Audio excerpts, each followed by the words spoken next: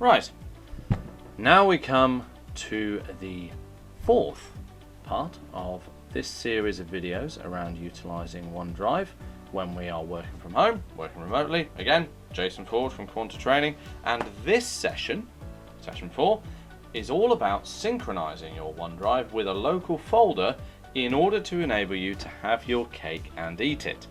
The functionality that we've looked at thus far is brilliant. Version history, being able to share with people, the safety nets in terms of deletion, the ability to modify documents simultaneously, all of this is great stuff. But all of it requires that you log on to a web portal in order to access your data, which is it's additional steps. It's faff that we don't particularly want to be going through every time we want to open a document up. So let's have a look at having the best of both worlds. And this is where we synchronize OneDrive with a local folder. So, from within the web portal, I'm afraid it does have to start within the web portal of your OneDrive. When we have nothing selected, our contextual menu along the top has this lovely sync button. And what I'd like us to do is to click on that sync button. And what it will then attempt to do is to talk to OneDrive, the application, which is installed locally onto this machine, okay, which is the OneDrive desktop app. Within there, it may well then ask you for your email address. Now, it only really asks you for that if you're not logged on to the device with that account, so you may find actually you don't need to enter that. It may already be there, but for me, I'm going to enter this in.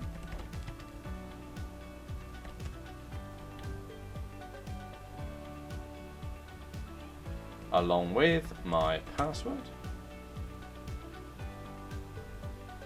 And once I've done so, it should give me this option here to change where my OneDrive folder is going to be. That's the local folder, so the local copy of my data. I'm going to leave mine in the default location. You can change yours if you want, but I find actually just having it within my local profile folder, no problem whatsoever with that. So I click next. It then gives me the option to choose what I'm synchronizing. I can either choose to synchronize everything, which I'm not going to do on this occasion, or I can choose to synchronize files that aren't in folders or individual folders. And I'm going to choose the OneDrive Uploads folder that I created in a different session, which only has just south of a megabyte of data within there. And I'm going to click next. It will then give me a series of screens explaining about the different icons that I've got. I'll talk you through those. So the green tick means that the document is available locally and synchronized online. The cloud means that it is an online document or folder, so there isn't a copy locally, but I can access it using a local shortcut. And this green tick here means that it is stored locally and synchronized up to the cloud. So we'll click next. Next again, and then we'll set up a mobile app later if we want to, and then I'm going to open my local folder, which is here. Okay. And what I should see, there we go, in just a moment, one of those Microsoft minutes I talked about on a previous session, what I should see is my OneDrive Uploads folder. I didn't choose to synchronize the others, so they're not visible, but in my OneDrive Uploads folder, I've got, with a nice green tick showing me that they've synchronized perfectly, those documents there. So what I'm going to do here, I'm going to snap my local folder to the left-hand side of my screen, snap my view of the online folder to the right-hand side of my screen, and I'm going to open the same location, which is this OneDrive Uploads folder that I'm synchronizing. And you can see I've got product list, I've got Quanta tasks, and I've got that PDF, that scan. What I'm going to do is I'm going to rename my product list online, so on the right hand side within the web interface, and I'm going to call that just Products 2020, like so, which changes the name of that online. What I should then see over on the left hand side where I've got my synchronized copy of the exact same document is it should synchronize with my online OneDrive in order to give me the most up-to-date view of those documents locally as well. Now what controls this, if I go down into my system tray, is I should have OneDrive running down there, and you can see products 2020. So unlike a really good magic trick, this stuff isn't exactly instant, but it's instant enough for you when you're actually working. That took less than a minute, less than 60 seconds for that synchronization to come through.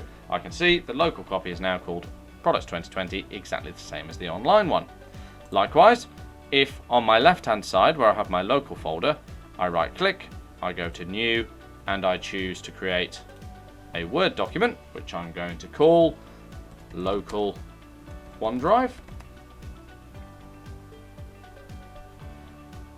It will synchronize, and my online view of the same data, once that synchronization is complete, you can sometimes speed this along in terms of what you see online by giving the page a quick refresh.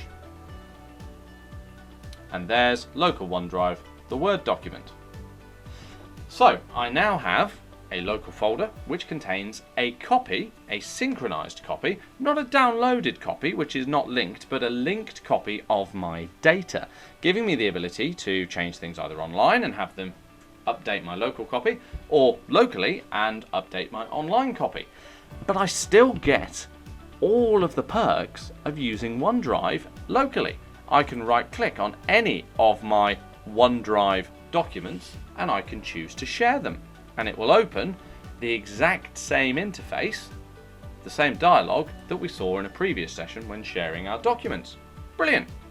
Likewise, if I open up that Word document that I'd previously created, you'll notice it's automatically saving. So as I make some changes,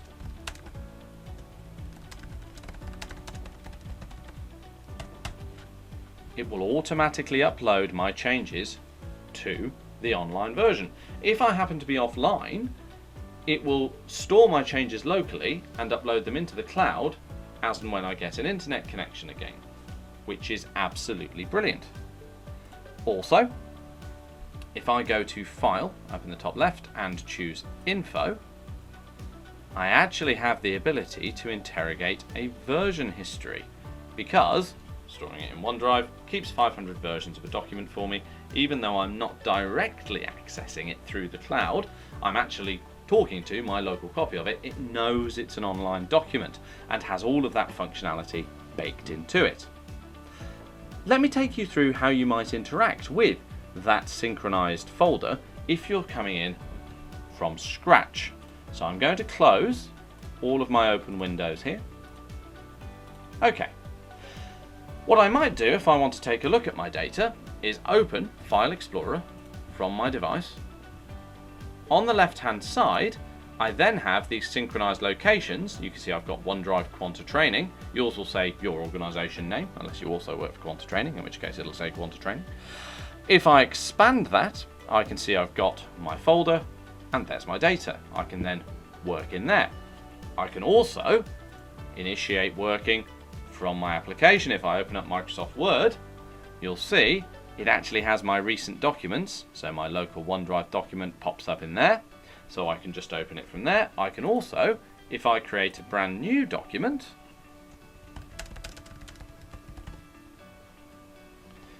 this is not a cloud document yet because I haven't saved it anywhere. But if I do go to File and Save, what I will find is I actually have OneDrive available as a place to save to. I can go into my OneDrive Uploads folder, and into there I can give it a name. New doc, click Save. That's saving it into my local folder. I get autosave now because it's storing it in a synchronized location, so I should then find, if I check that local folder, there it is. And what's more, if I open up Google Chrome or any browser, get myself into Office, and then take a look in OneDrive, opening up my OneDrive Uploads folder, there's my new doc. Best of both worlds. I can now access this document locally on my machine or online through that synchronization. What's more, I can actually synchronize to as many devices as I like, which means that at the moment I'm working on my laptop, but I've got a desktop here as well, and so I could synchronize this location to both of them, allowing me to change the device I'm working from but still access my data. Likewise, you can also synchronize to a mobile device. Be aware though, the more data you synchronize, the more data space it's going to take up on the device you're synchronizing to, so maybe be a little bit cautious of that. Okay, nice and easy, great functionality, really worth using.